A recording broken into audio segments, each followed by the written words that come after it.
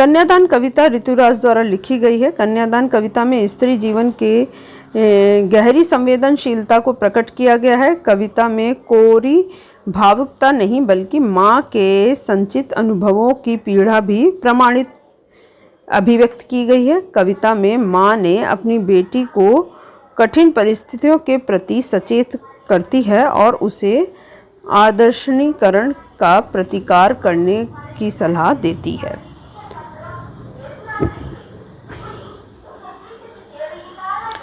तो कविता कन्यादान जो है वो है, माँ ने अपनी बेटी को प्राचीन काल से चली आ रही विवाह संबंधी परंपराओं से हटकर चलने की सीख दी है।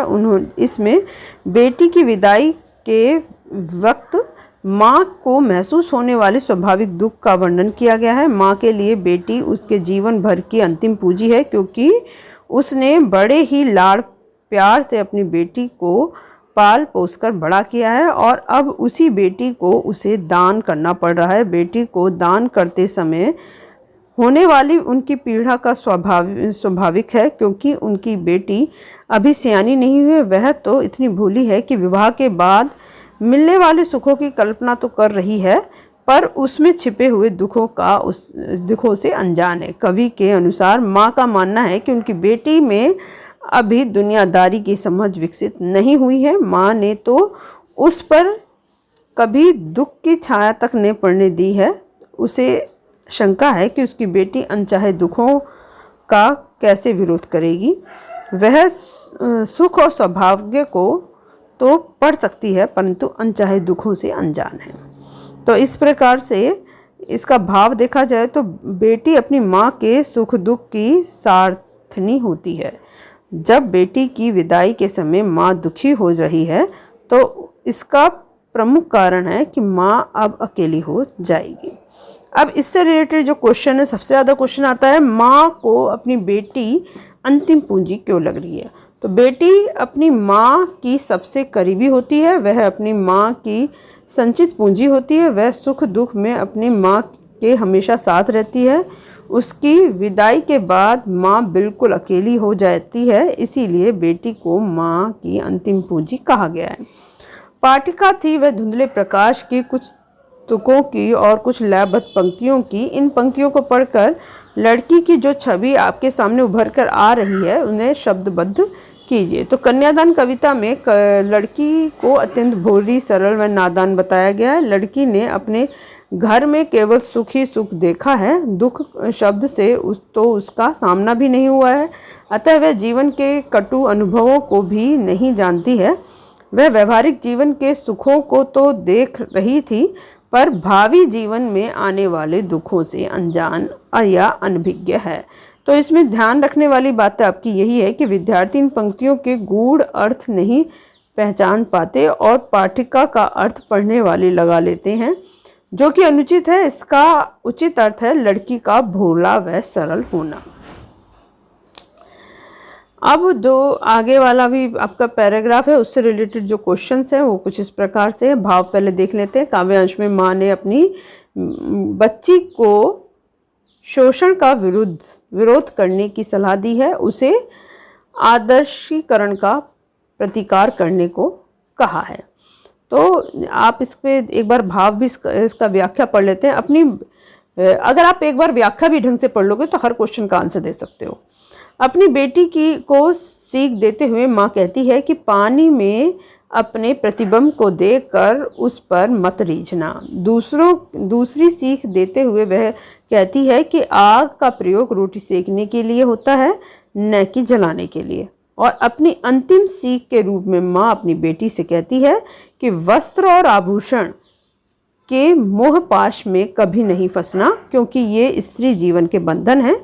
अंत में माँ कहती है कि तुम लड़की की तरह मर्यादित जीवन तो जीना, पर अपने ऊपर होने वाले अन्यायों को निर्बल व असहाय अबला बनकर सहना मत, बल्कि उसका विरोध करना। ये पैराग्राफ बहुत इंपॉर्टेंट है, इसलिए इसको देख लेना।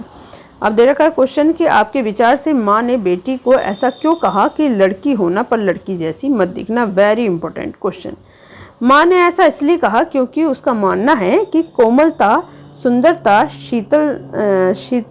शालीनता आदि तो नारी के स्वाभाविक गुण होते हैं, पर इन गुणों को प्रकट करने के कारण कोई इसे दब्बू या कायर समझने की भूल करता है तो उसे सावधान रहना चाहिए। अपने ऊपर होने वाले शोषण व अत्याचार का डटकर विरोध करना चाहिए। अब विद्यार्थी जो है वो लड़की जैसी मत देखना का अर्थ आदर्शीकरण से लगा लेते हैं, ये वो अनुचित है। उनका उचित अर्थ यह है कि शोषण का विरोध। अब है कन्यादान कविता में माँ ने बेटी को क्या क्या सीख दी। Very important question. तो कन्यादान कविता में माँ ने बेटी को निम्नलिखित सीख दी है कि अपनी सुंदरता पर कभी मत रीझना और वस्त्र आभूषण के मोह पाश में मत फंसना,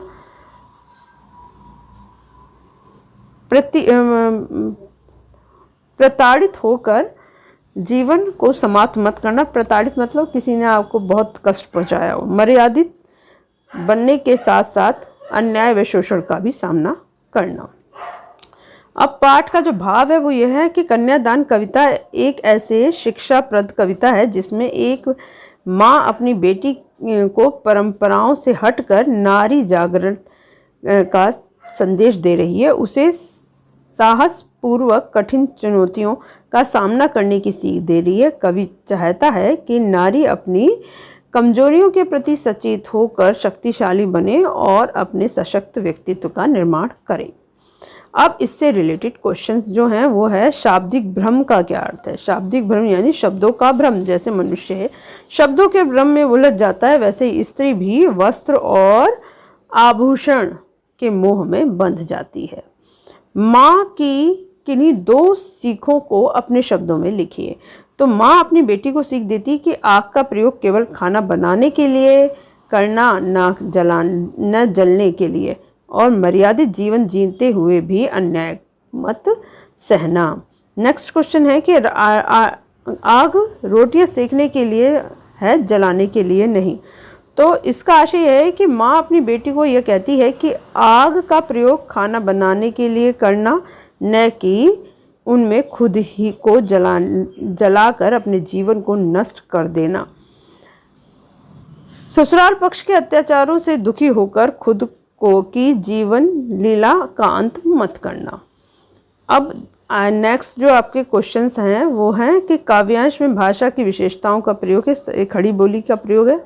दुख बाँचने से कवि का क्या आशय है। तो दुख बाँचने से कवि का आशय है कि लड़की अपने व्यवहारिक जीवन के सुख की कल्पना में मग्न थी, पर भावी दुखों से अनजान। बाँचना मतलब उसको समझना।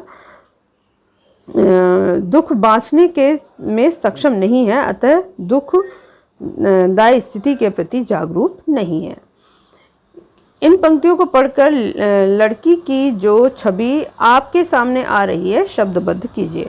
तो इन पंक्तियों पढ़ के लड़की अभी भोली व सरल है और वह दुनियादारी से कोसों दूर है, यानी दुनिया या लोगों के व्यवहार की जानकारी उसको नहीं है।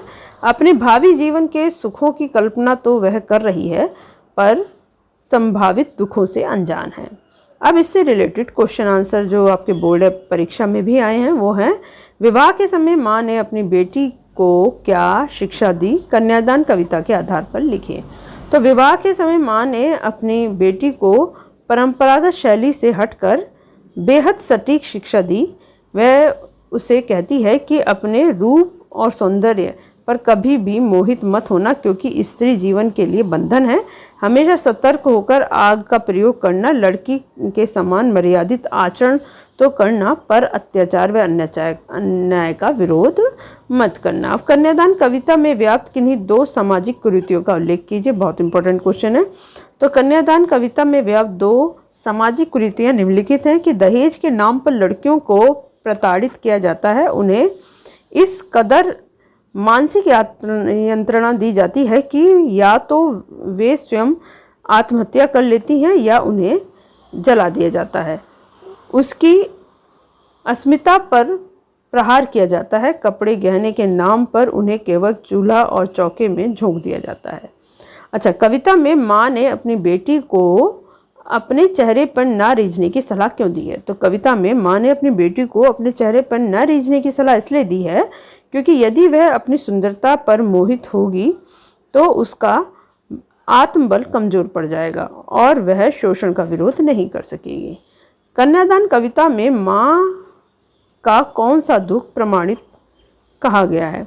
तो कविता में माँ द्वारा अपनी बेटी के सुखद भविष्य के प्रति आशंकित रहने के दुख को प्रमाणित कहा गया है, क्योंकि माँ और बेटी में बहुत निकटता होती है। दोनों अपने सुख दुख साथ साथ बांटती हैं, पर एक समय ऐसा आता है कि जब अपनी इसी संचित पूंजी को माँ को किसी और को दान करना होता है, वहाँ वह सबके साथ सामंजस्य कैसे बिठाएगी, यही सोचकर माँ दुखी हो रही है। कन्यादान कविता में किसे दुख बाँचना नहीं आता था और क्यों? कन्यादान कविता में बेटी को दुख बाँचना नहीं आता था क्योंकि वह अभी भोली और नादान है, उसे दुनिया की समझ नहीं है। लड़की अभी सियानी नहीं थी। काव्य पंक्ति से कवि ऋतुराज का क्या अभिप्राय है? तो लड़की अभी सियानी नहीं थी, इस संदर्भ में कवि ने कहा है कि वह मानसिक रूप से अभी अपरिपक्व है और व्यवहारिक जीवन में आने वाली बाधाओं से वह अनजान है। अपने भावी जीवन में वह कठिनाइयों का सामना कैसे करेगी, यह सोचकर माँ चिंतित है। बेटी अभी सियानी नहीं थी, इस पंक्ति में माँ की चिंता क्या है? कन्यादान कविता के आधार पर लिखिए। तो बेटी अभी सियानी नहीं थी पंक्ति में माँ की चिंता यह है कि उनकी बेटी अभी मानसिक रूप से अपरिपक्व है, वैवाहिक जीवन में उसे किन बाधाओं का सामना करना पड़ रहा है इससे वह पूरी तरह से अनजान है, अतः वह अपने व्यवहारिक जीवन की कठिनाइयों का सामना कैसे करेगी, यह सोचकर माँ चिंतित है। कन्यादान कविता की माँ परंपरागत माँ से कैसे भिन्न है? तो परंपरागत माँ अपनी बेटियों को विदाई करते समय सीख देती है कि वह सब कुछ सहकर दूसरों की सेवा करे, परंतु कन्यादान कविता में माँ इस परंपरागत माँ के से बिल्कुल ही अलग है।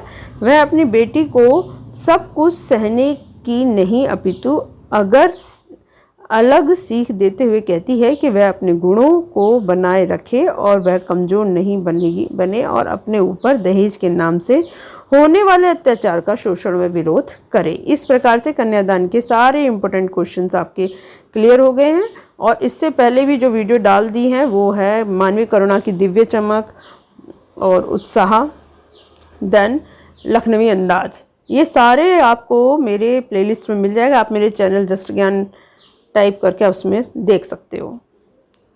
आज के लिए भी इतना ही, और नेक्स्ट वीडियो में हम टॉपर्स के क्वेश्चन आंसर लेके आएंगे। धन्यवाद।